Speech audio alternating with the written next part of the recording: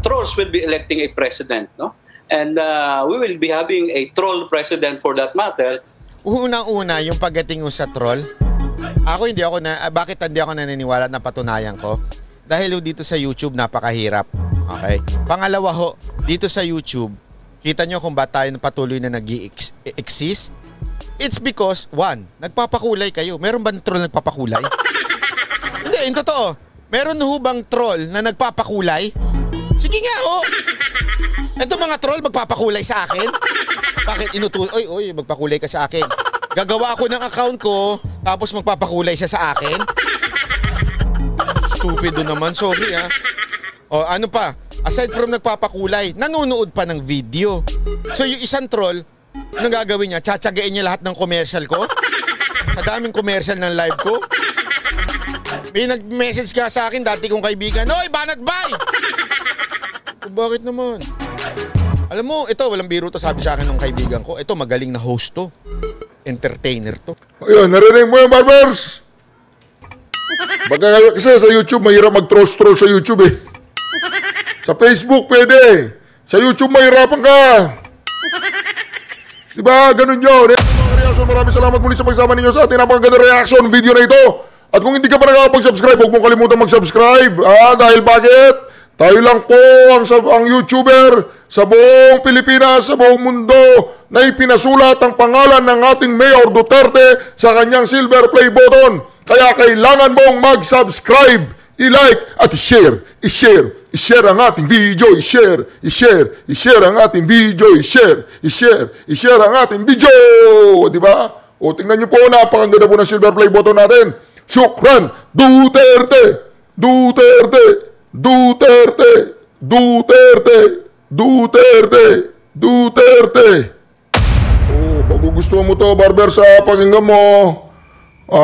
Troll farms pala, troll farms pakinggan mo to. 2016 pa eh, malayo pa tayo. Nag-start talaga ito dahil noong 2016, nagpo-protesta tayo, wala tayong makuha na oras sa ABS, wala tayong makuha sa Channel 7, wala tayong makuha sa Inquirer, wala tayong makuha sa Philstar, binabanat-banatan tayo ng Rappler. Sabi ko, the only option that we have is social media. Kaya June kami nag-concentrate. Kaya nag-hire ako ng libo-libo na troll army. Ipapakilala ko sa inyo ang ating troll army. Oh, narinig mo yun? Narinig mo yun, barbers? Libo-libong troll armies ang inair ni Bobong Marcos.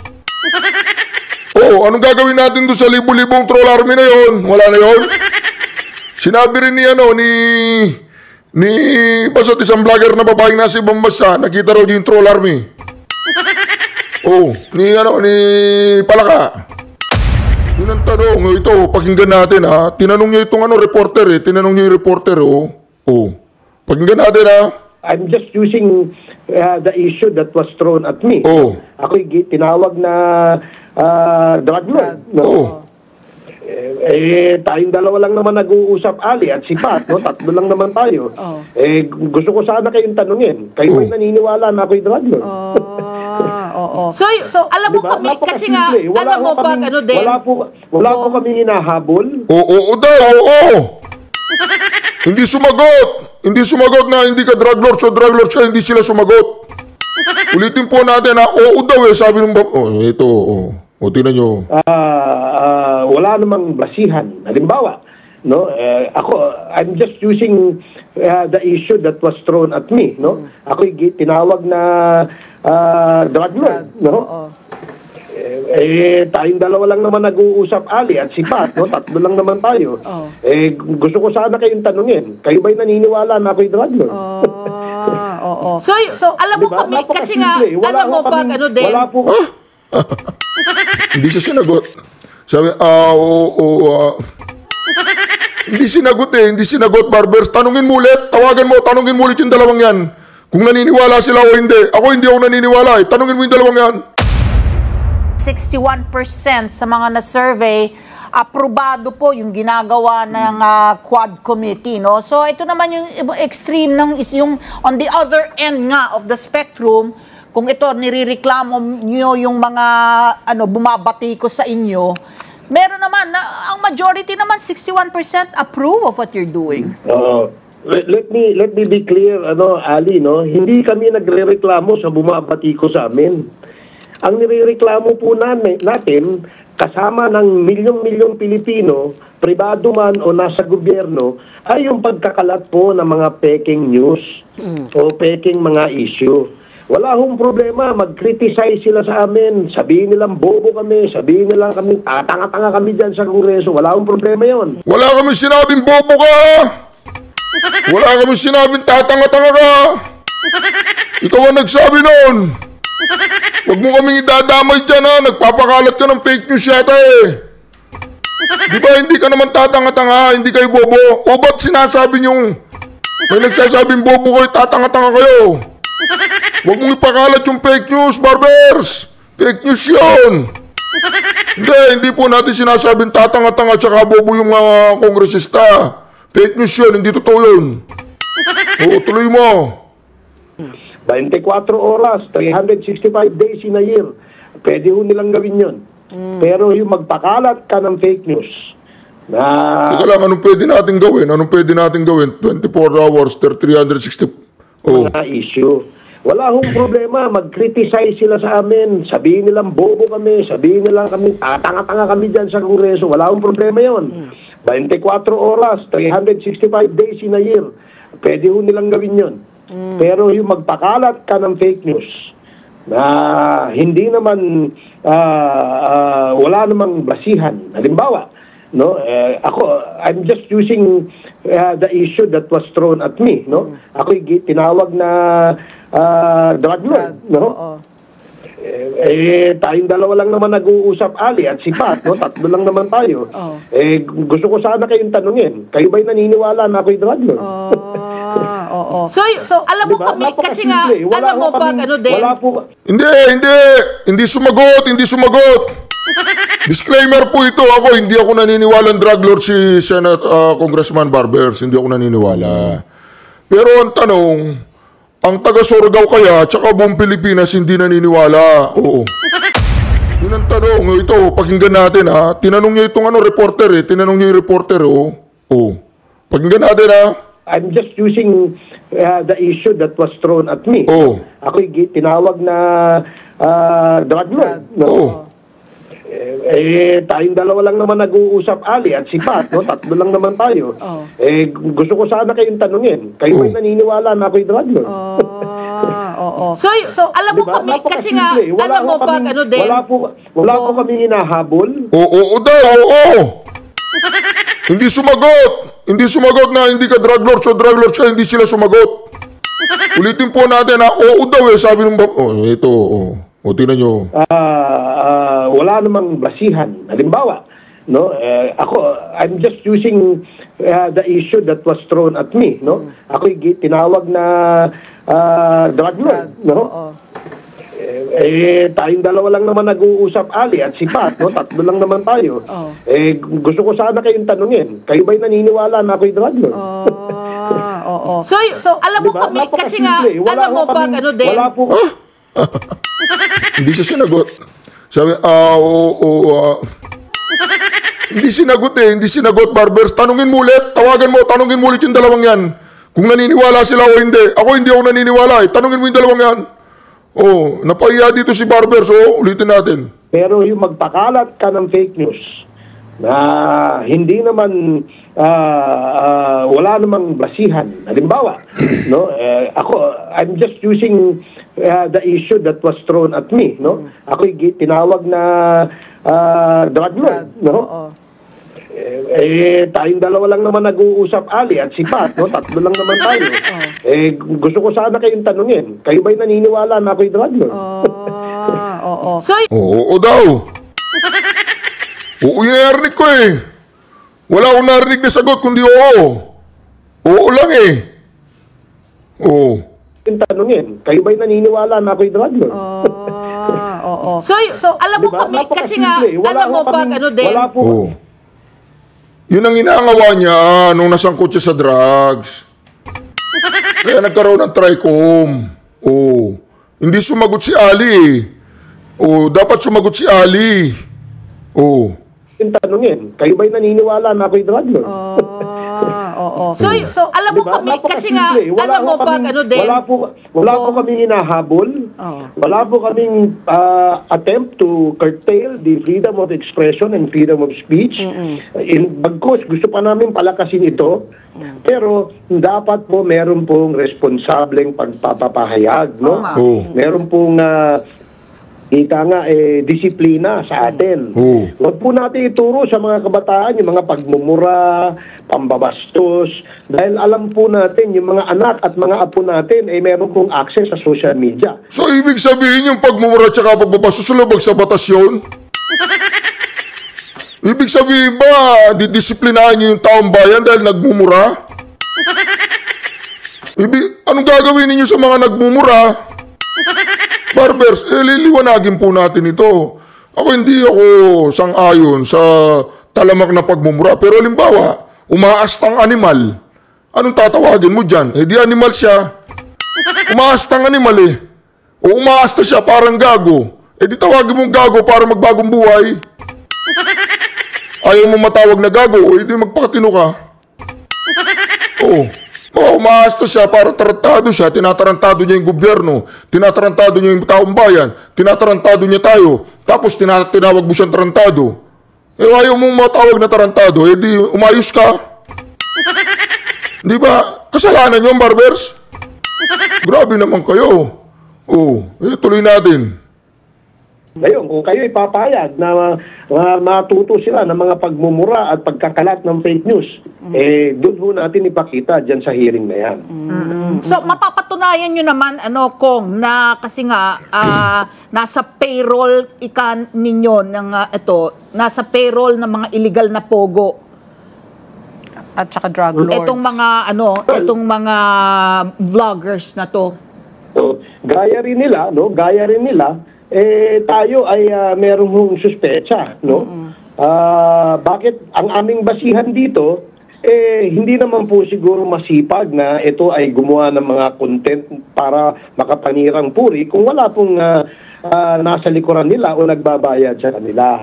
No, ako hindi ko naman nilalahat, no? Yun naman pala, hindi naman niya nilalahat.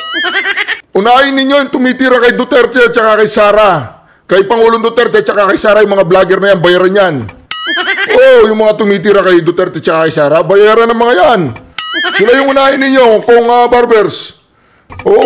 Dahil wala akong nakikitang nagsasalita ng below the belt sa inyo eh. Kaya lang, totoo lang ang sinasabi nila, di ba? Di ba? Bayaran. Gusto mo, mamatay na ang buong angkan ng isang bayaran na vlogger, Aamunin ko sila. Mga vlogger ng Duterte, walang bayaran sa mga yan, pustahan tayo, barbers. Kakasa ako na isumpa natin ang buong angkan natin kung mga bayaran yung mga ako personally, di ba? Ganun yun. Hindi pwedeng bayaran dyan kasi pag may prinsipyo ka, barbers, hindi pwedeng bayaran. Hindi ko ipapakain sa pamilya ko yung galing sa ganyan, galing sa nakaw sa bayan, ninakaw tapos bibigay sa vlogger. Foul yan. Ali, marami po tayo magagaling, matatalino, at mga responsableng mga vloggers. Kasama ako doon! Yay! Ulitin natin, kasama ako. Bayad sa kanila. No, ako, hindi ko naman nilalahat, no? Ali, marami po tayo magagaling, matatalino, at mga responsableng mga vloggers, no? Nakakalungkot lang. Yes! Kasama po tayo doon. Yung mga matatalino, magagaling, responsableng vloggers, kasama tayo doon. Binabantayan natin ang kaban ng bayan, binabantayan natin ang mga korap, binabantayan natin lahat ng mga tuwadkom. Kasama ako doon. Ay meron pong nakakasingit dahil nga po walang regulasyon, wala hong limitasyon, may nakakasingit na mga bugok dyan, no? Just like the perfect analogy of a basket full of eggs. May nakakasingit daw bugok. Tingnan mo. Ikaw, nagmura ka, Barbers, ha? Pagmumura yung bugok, nagsabi ka bugok. Nagmura ka, narinig po ninyo siya, nagmura siya, bugok daw. Oo. Dignan mo ha, pakinggan ninyo. Sabi niya ayaw niya nagmumura, ngayon nagmura siya. Pakinggan ninyo ha. Ali, marami po tayo magagaling, matatalino, at mga responsableng mga vlogger. Ako yun! Ang nakakalungkot lang ay meron pong nakakasingit dahil nga po walang regulasyon, wala hong limitasyon, may nakakasingit na mga bugok dyan. Oo, narinig po ninyo siya, nagmura, bugok daw. Oo, bakit nagmumura ka, Barbers? Bawal yan, di ba sabi mo? Oo, nagsabi ka, bugok. Diba? Marami ding mga kongresistang bugok. Diba? Marami din dyan. Sa kongreso, mga bugok. Ganun yan, Ayaw mo. O ba't ikaw, nagbugok ka sa mga vloggers? Ayaw mo yan. Ito, magugustuhan mo to. Magugustuhan mo to, Barbers, pakinggan mo. Troll farms pala, troll farms pakinggan mo to. 2016 pa malayo pa tayo. Nag-start talaga ito dahil noong 2016 nagpo-protesta tayo, wala tayong makuha na oras sa ABS, wala tayong makuha sa Channel 7, wala tayong makuha sa Inquirer, wala tayong makuha sa Philstar, binabanat-banatan tayo ng Rappler. Sabi ko, the only option that we have is social media. Kaya June kami nag-concentrate. Kaya nag-hire ako ng libo-libo na troll army. Ipapakilala ko sa inyo ang ating troll army. Narinig mo yun? Narinig mo yun, Barbers? Libo-libong troll armies ang in-hire ni Bobong Marcos. Anong gagawin natin doon sa libo-libong troll army na yun? Wala na yun? Sinabi rin ni basta't isang vlogger na babaeng nasa ibang bansa, nakita raw yung troll army. Ni Palaka. Anong gagawin natin dyan, mga kababayan? Libu-libong troll army. Libu-libong troll army, Ang libo-libo na troll army. Malinaw yung, Barbers, Kaya nag-hire ako ng libo-libo na troll army. Hindi ba malinaw sa iyon, Barbers? Kaya nag-hire ako ng libo-libo na troll army. Di ba? Libo-libo troll army. Tuloy mo, Barbers, anong kinukuda mo dyan? Baka magalit sa'yo si Bobong Marcos. Baka magalit sa'yo si, ano pangalan yan? Si Tambaluslos. May mga resibo pa may mga resibo. May mga resibo pa. Tapos may nag-leak pa na voice video. Basta daw, pupurihin daw, basta na lahat papuri para kay speaker. Di ba? Narinig ko yun Hindi ko lang alam kung yung nagsasalita doon patututuhanin niya.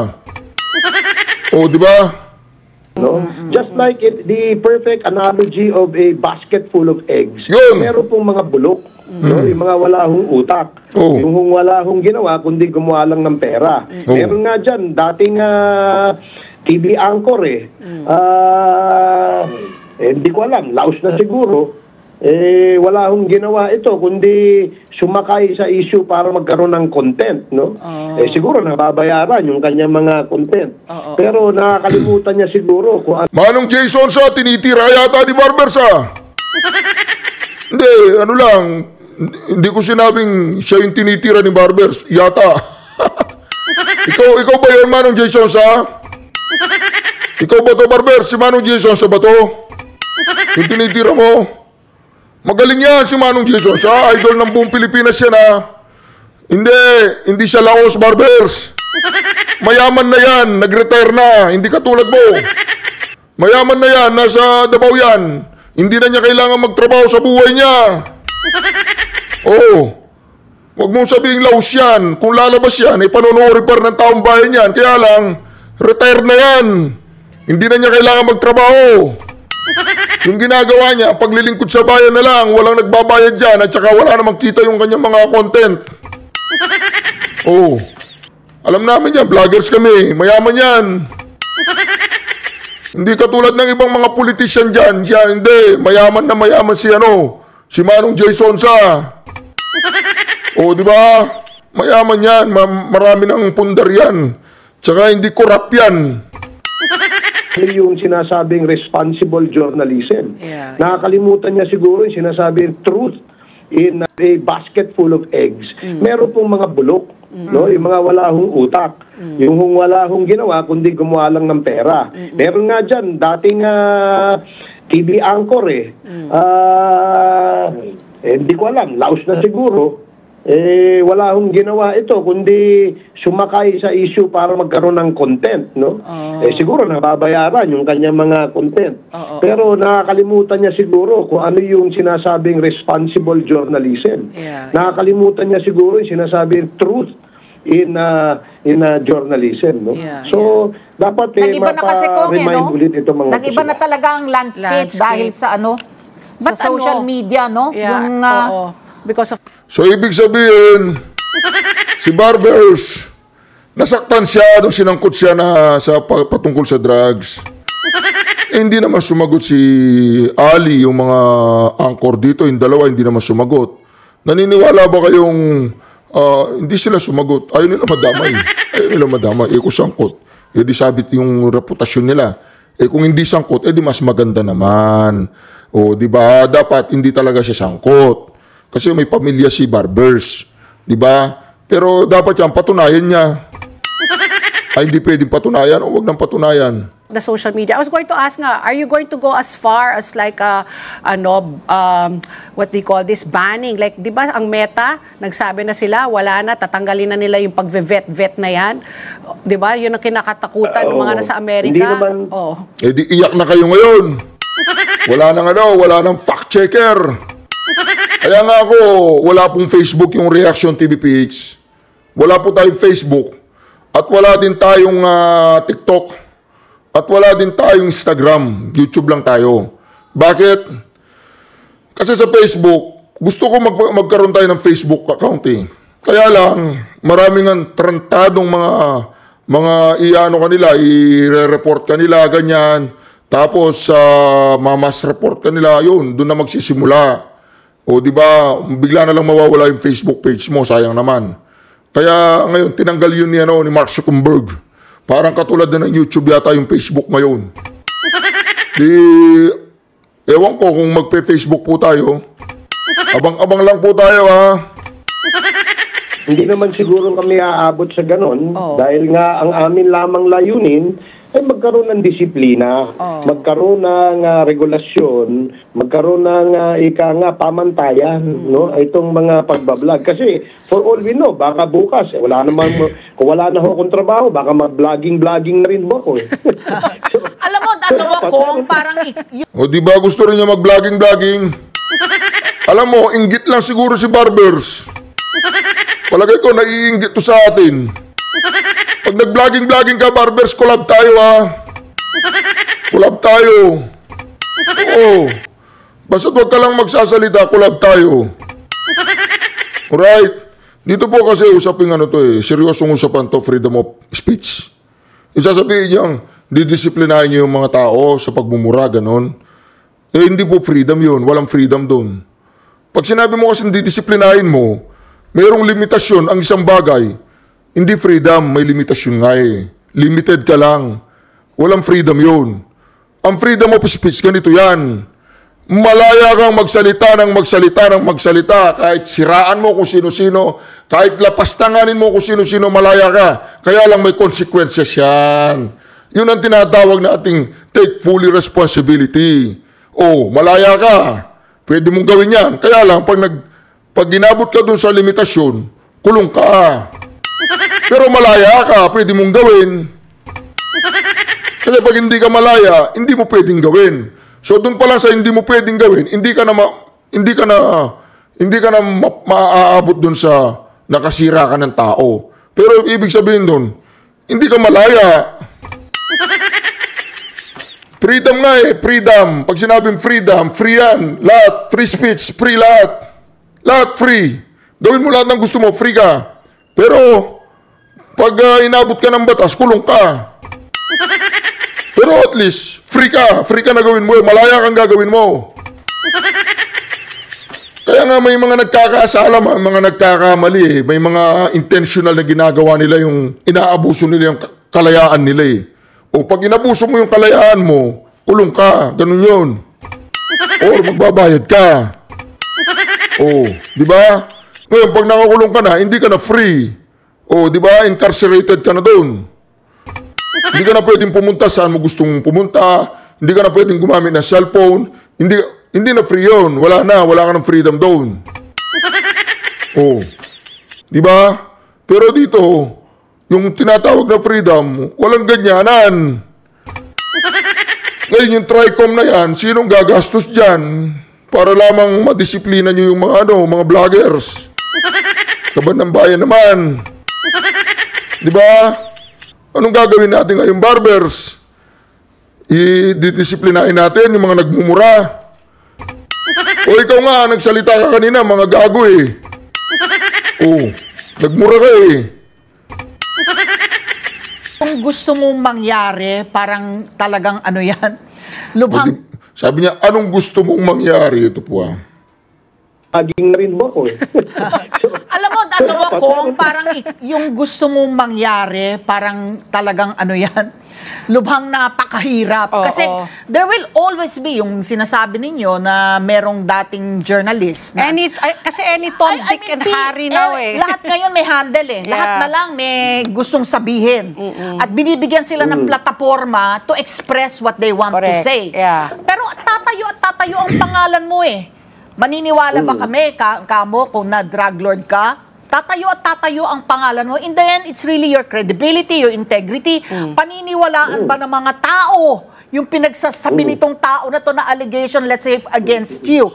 I think ang kampanya niya, ang thrust should be educating everyone to be more discerning so that you can separate the chaff from... Pero nakita mo po doon, hindi niya sinabing hindi kami naniniwala. Ang sinabi niya, kahit anong gawin mo, kahit anong sabihin nila sa'yo, paninira, kahit anong sabihin nilang kabulastugan, maniniwala pa rin ng tao kung ano yung paniniwalaan niyang totoo. Katulad lang lamang, barbers, makinig ka, si VP Sara Duterte, ang daming sinira sa kanya, ang daming binato sa kanya, hindi pala kayo, ang daming yung sinabi patungkol sa kanya, ang daming yung inimbestigahan patungkol sa kanya, ang daming mga pagdating dyan sa confidential fund, ang daming dyan sa kung ano-ano pang binato kay VP Sara Duterte. Naniwala ba ang taong bayan? Naniwala ang taong bayan? Hindi naniwala kasi alam nila yung fake news. Kaya kung alam ng taong bayan na fake news, yung dinawit kanila sa drug lord na yan, dyan sa may kung dinawit kanila, naniniwala ba ang taong bayan? Naniniwala ba mga taga Surigao na sangkot kayo doon? O naniniwala sila hindi kayo sangkot doon dahil sa reputasyon ninyo?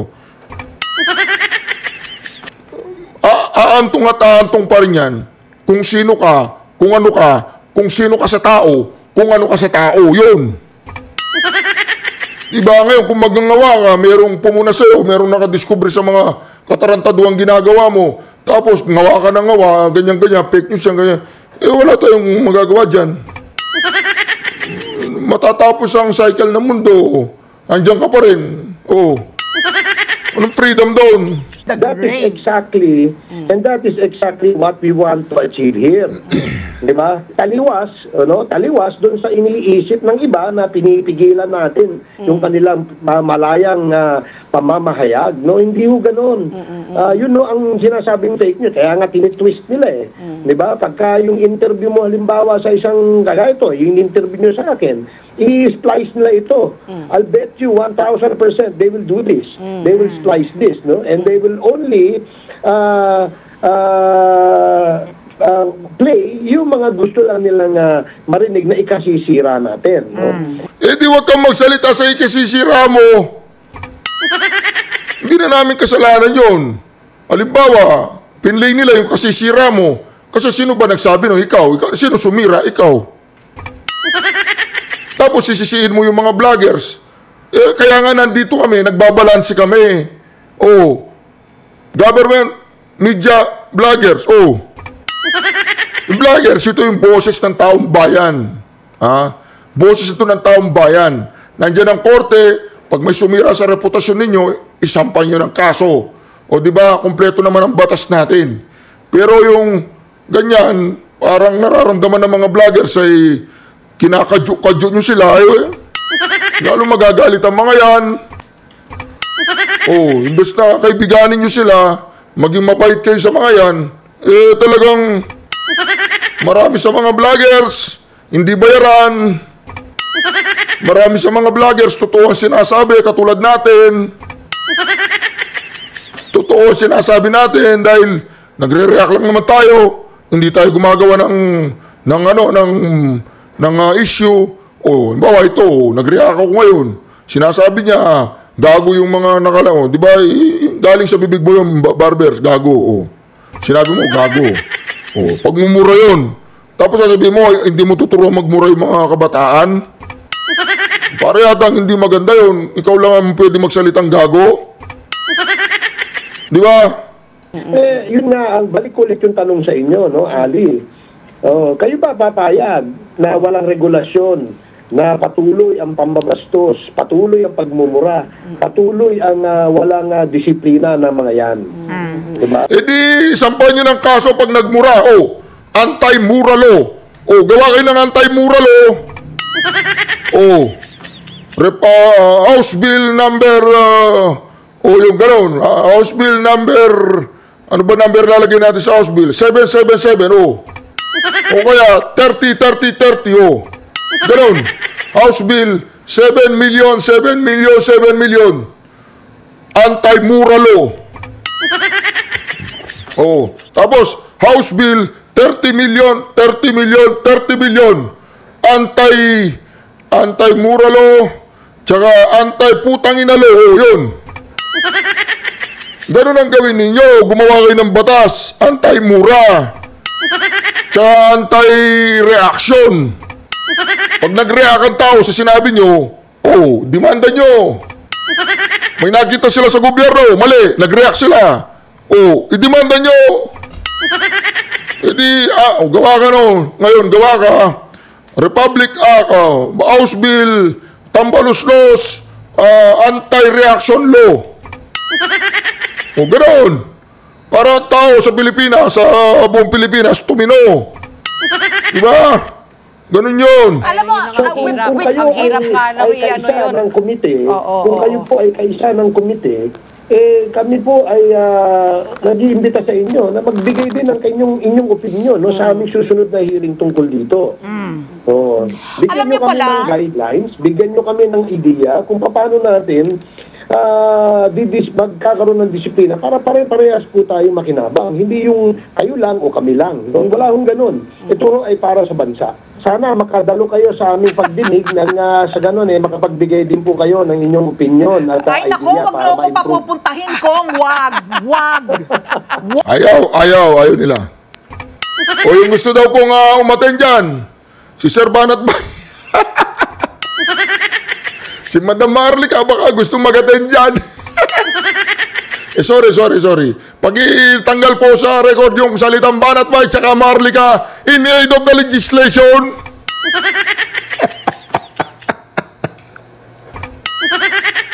Diba, hindi ata gumagana yung mga troll farms nila? Diba? Hindi ata gumagana yung mga troll farms natin, hindi yata umuubra sa mga vloggers ni Duterte yung mga troll farms. Hindi yata umuubra yung mga troll farms natin.